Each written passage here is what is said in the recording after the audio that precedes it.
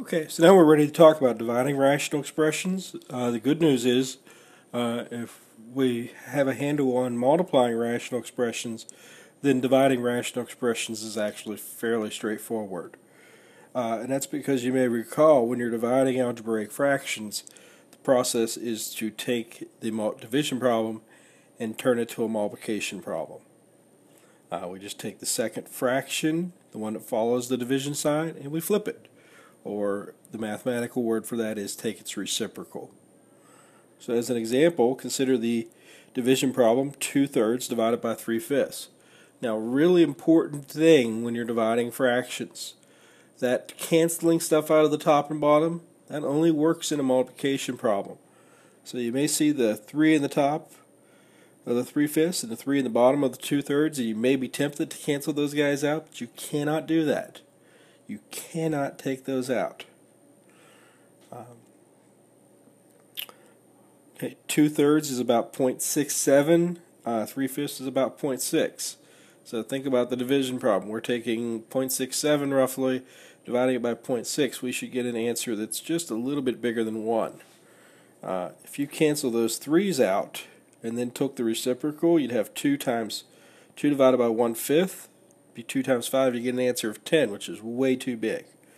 So we take the reciprocal first, and then if there was anything that would cancel out, which in the case of 2/3 times 5/3, nothing cancels out, we can just multiply now across the top, and we get the answer of 10/9, or 1 1/9, which is just a little bit bigger than 1. Okay, so very important. You cannot cancel until after you've turned it into a multiplication problem. Okay, so let's look at an example with some algebraic fractions. I'm a little messy here. Again, as I mentioned, you may find yourself tempted to cancel those y to the 9ths out of the top and bottom, but it's a division problem right now, so the first thing you want to do is turn it to a multiplication problem. In fact, I don't like writing any more than I have to. If I was doing this problem, I might even just instead of even writing down the division problem, go ahead and immediately turn it to a multiplication problem.